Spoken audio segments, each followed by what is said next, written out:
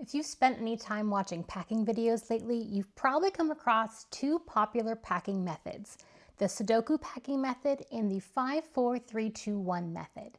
And if you're wondering which one actually works better, the answer is probably not the one you think, because one of these methods helps you make sure everything works together, and the other helps make sure you don't forget something important.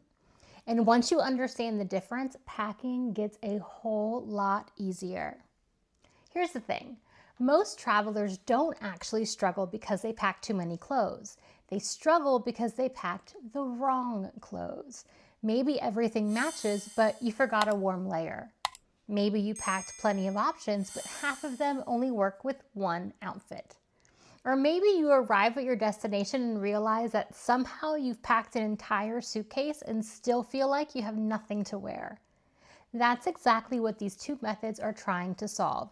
They just solve different parts of the problem. Let's start with Sudoku packing. Despite the name, there is no math involved. The idea is that you create a small 9-piece capsule wardrobe using 3 tops, 3 bottoms, and 3 layers. Then you choose pieces that work together in multiple combinations. Think of it like building a travel wardrobe where almost everything works with almost everything else. And honestly, it's pretty clever because with just those 9 pieces, you can create a surprising number of outfits. I mean, that's why people love it. You get variety without dragging half your closet around the country. But here's where people sometimes run into trouble. Sudoku packing is excellent at creating combinations, but it isn't always great at making sure you've covered the realities of your trip. For example, maybe all 9 pieces coordinate beautifully, but do they handle a chilly airplane, a rainy afternoon, or a nicer dinner, a temperature swing of 20 degrees? Sometimes travelers become so focused on matching that they forget about function. And that's when a perfectly organized capsule wardrobe can start to fall apart. The goal isn't just to create lots of outfits. The goal is to create outfits that actually work for the trip you're taking. Now let's look at the 5-4-3-2-1 method. If you've watched my video comparing packing cubes, compression cubes, and vacuum bags, then you've already heard me talk about this one. And for most travelers, it's probably the easiest place to start because the idea is really simple. Instead of focusing on outfit combinations, you focus on categories.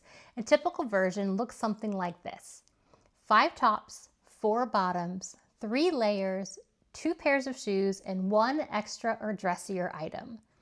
The reason so many people love this method is because it prevents one of the biggest causes of overpacking, which is panic packing. You know, the what if I need this, or maybe I'll wear that, and I probably should throw this in too. And before long, your suitcase is full of things that will never leave the bag. The 5-4-3-2-1 framework creates boundaries. It helps you build a travel wardrobe intentionally instead of emotionally. But here's something important. The numbers aren't really the point. Coverage is. So for example, if you're heading somewhere cold, your 3 layers shouldn't all solve the same problem. Maybe 1 is lightweight. Maybe 1 provides warmth, and maybe 1 handles wind or rain. If you're taking a cruise, then that extra item probably should be a dressier outfit. If you're exploring a city on foot all day, then one of those shoe choices needs to be something your feet will actually thank you for. The goal isn't following the formula perfectly. The goal is making sure you've covered the needs of the trip. So, which method is better? Honestly, I don't think either one wins because they're solving different problems. Sudoku packing asks, do my clothes actually work together? The 5-4-3-2-1 method asks, have I packed enough of the right categories? And once you look at them that way, the answer becomes pretty obvious. Use both. If I were packing for a trip tomorrow, here's exactly what I would do. First, I'd use the 5-4-3-2-1 style framework. Not because the numbers are magical, but because it helps me make sure I haven't forgotten anything important. Layers, shoes, dressier options, weather protection. The basics covered. Then I'd run a quick Sudoku test. I'd look at every top and ask, can I wear this with multiple bottoms? I look at my layers and ask, will this work with most of my outfits? I look at my shoes and ask, am I really going to wear these? Because if something only works with one specific outfit, it's not coming because everything needs to earn its place in my suitcase. And surprisingly often, that's where the extra stuff gets cut. What I like about combining these methods is that they balance each other out. The 5-4-3-2-1 framework helps prevent gaps, and the Sudoku test helps prevent dead-end outfits.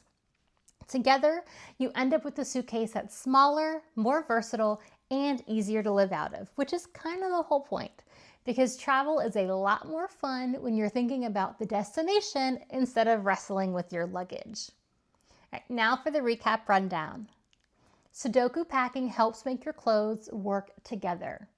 The 5-4-3-2-1 method helps make sure you're covered the needs of your trip.